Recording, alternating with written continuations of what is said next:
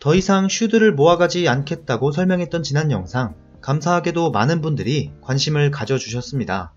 좋은 말씀도 많이 해주셨지만 조금 날카로운 댓글도 많이 달아주셨는데요. 다시 말씀드리지만 제 생각은 이렇습니다. 아주 많고 많은 고려 요소 중에 저의 지난 수년간의 가치관은 배당 성장이 1순위였습니다.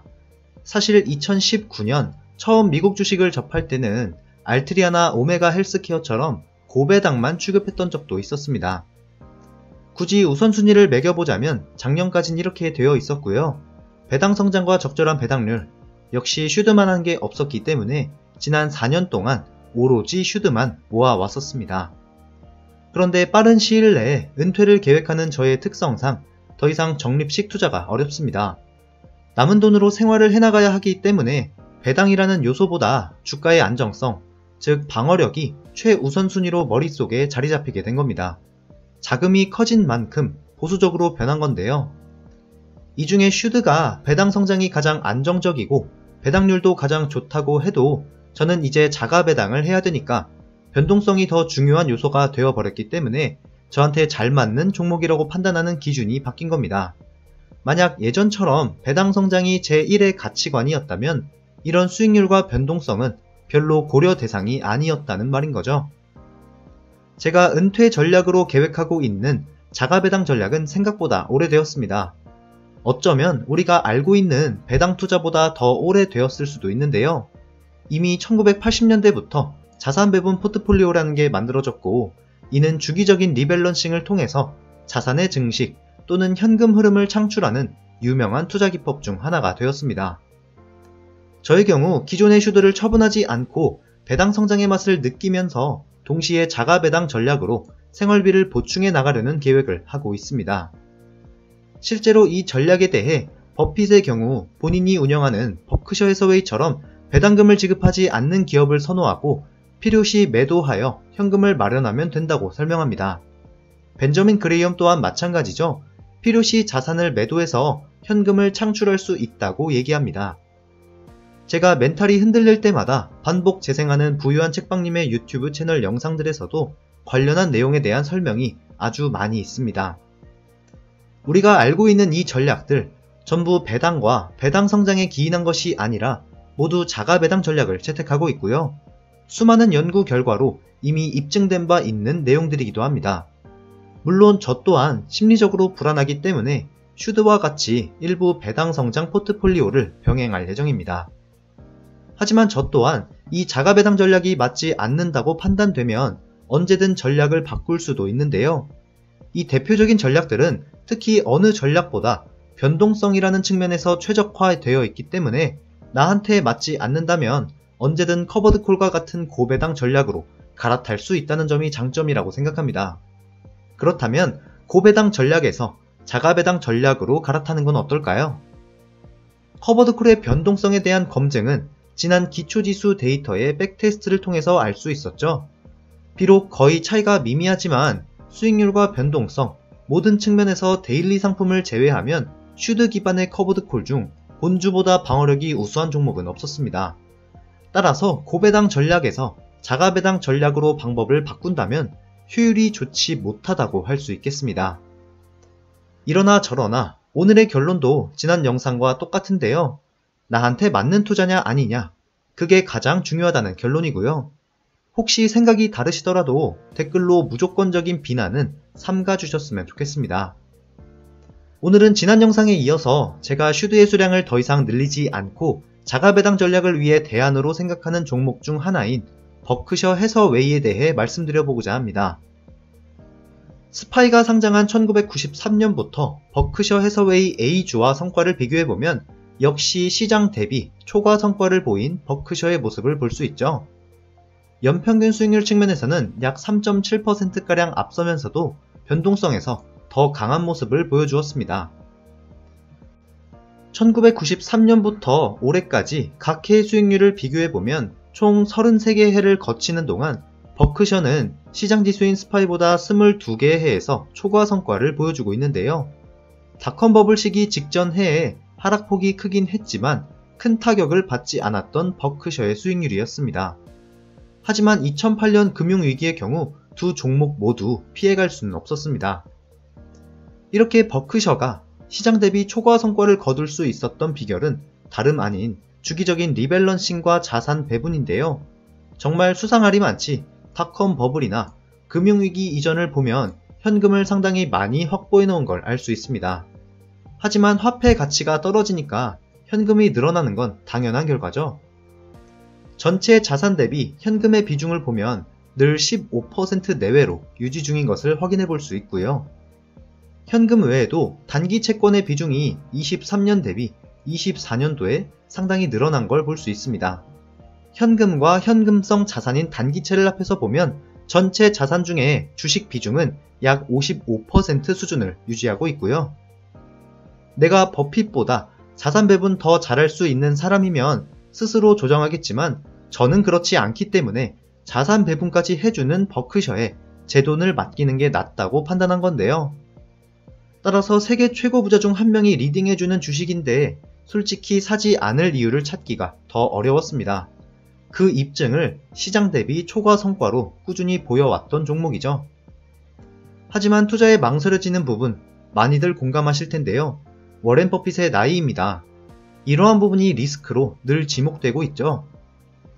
스티브 잡스 이후에 애플이 무너지지 않고 성장해왔을 뿐만 아니라 현재 버크셔 해서웨이의 의사결정 또한 버핏 혼자만이 하는 게 아닙니다. 이미 차기 후계자가 정해져 있고요. 버핏이 지명한 후계자인 만큼 향후 성과를 기대해 볼 수도 있을 것 같습니다. 물론 애플처럼 이렇게 쭉 우상향을 할 수도 있겠지만 20세기 히트를 쳤던 피터 린치의 마젤란 펀드는 그의 은퇴 후에 시장 대비 좋지 않은 성과를 기록해온 실패작이 되어버렸습니다. 역시 투자에 절대적인 건 없기 때문에 늘 겸손한 마음을 유지해야겠고요. 다만 저는 버크셔의 지속성에 베팅해볼 예정입니다. 이번엔 버크셔 해서웨이 종목으로 과거 자가배당을 했을 때 얼만큼의 세후 금액을 쓸 수 있는지를 보겠습니다. 시작은 약 5억으로 하고요. 당시 환율과 주가를 기입했습니다. 매년 4%를 인출한다는 가정을 하고요. 넉넉 잡아 23%로 공제하게 되면 맨 우측과 같이 세후 수령 금액이 나오는데요. 2000년부터 2012년까지 아주 긴 기간 1000만원대에서 벗어나지 못한 부진한 결과를 보여줍니다. 같은 맥락으로 QQQ의 배당과 주가를 대입시켜 보겠습니다. 해당 시기가 닷컴 버블의 시작점이었기 때문에 우측의 수령 금액이 장기간 줄어든 걸 볼 수 있죠. 물론 기간에 따른 왜곡이 있을 수 있지만 약 10년이라는 기간을 버티면 결국 마지막에 가서 가파른 상승 덕분에 상당히 좋은 현금을 창출해낼 수 있는 결과였고요. 스파이의 경우도 크게 다르지는 않습니다.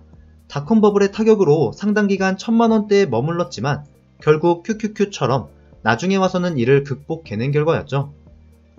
이 전략을 취했을 때 가장 효율이 좋았던 방법은 슈드의 자가 배당 전략이었습니다. 초반부터 현금 흐름이 나쁘지 않죠. 모든 세금을 떼고도 월에 약 300만원은 쓸 수 있습니다. 닷컴 버블의 영향을 덜 받았기 때문에 금액이 주춤한 시기도 물론 있긴 했지만 결국 꾸준히 좋은 현금을 창출해낼 수 있었습니다. 이를 차트로 비교해보면 슈드가 월등히 초반부터 앞서 나가는 모습을 볼 수 있죠. 역시 배당이 있었기 때문에 자가 배당을 추가적으로 했을 때 굉장히 높은 현금 흐름을 초기부터 기대해 볼 수 있었습니다. 하지만 잔고에 남은 금액을 보면 버크셔에 비해 상당히 적죠.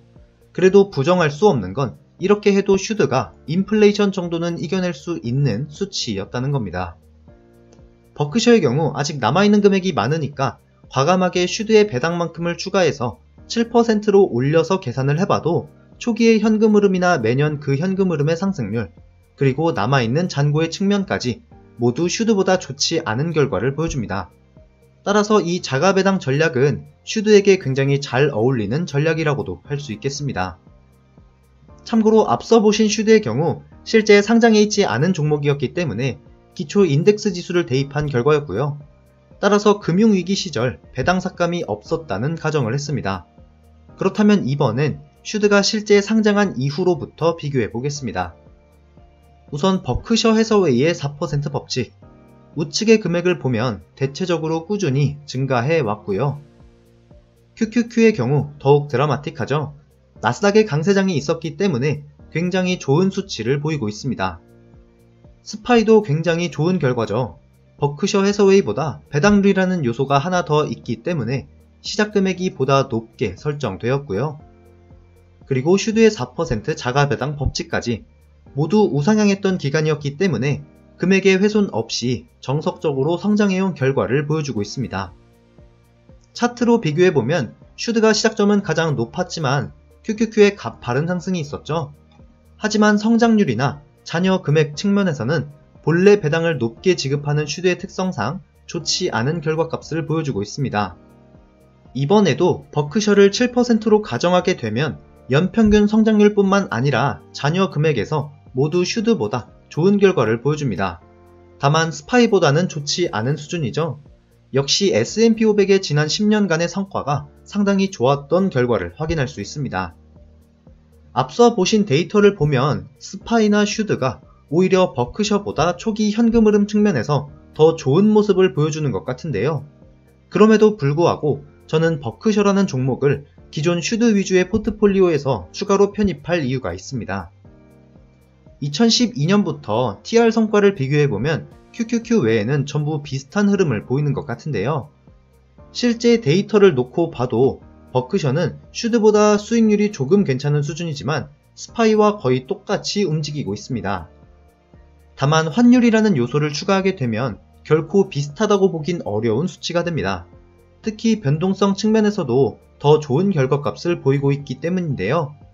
자가배당에 있어서 가장 중요한 요소인 변동성 최소화 측면에서는 상당히 좋은 종목이 바로 이 버크셔 해서웨이라고 할 수 있겠습니다.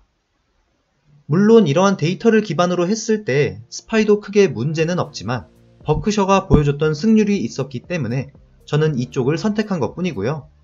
S&P 500 기반의 투자는 버퍼형 ETF로 추가 편입할 예정이 있기 때문에 스파이 대신 버크셔를 선택할 예정입니다. 다시 말씀드리지만 슈드가 안 좋다는 이유로 매수를 멈춘 게 아니고요. 오로지 슈드만 갖고 있던 제가 그냥 다른 게 필요해졌을 뿐입니다. 정말 운 좋게도 이걸 이번 하락장 이전부터 고민하고 있었고 실제로 버크셔를 포트폴리오에 일부 담았는데 나름 괜찮은 수익을 보여주어서 비교적 이번 하락장이 아프긴 하지만 운이 정말 좋게 따라준 것 같습니다. 마지막으로 자가배당에 관한 캠피셔의 어록이 있어서 보여드리고 마치겠습니다. 은퇴한 사람이든 은퇴가 임박한 사람이든 배당 수익률보다 총 수익률에 더 관심을 둬야 한다는 내용이 있었고요. 저의 이러한 여정을 지켜봐 주시고 응원을 해주신다면 좋은 모습으로 그 과정을 공유드려 보겠습니다. 오늘도 긴 영상 함께 해주셔서 감사합니다. 배당머니였습니다.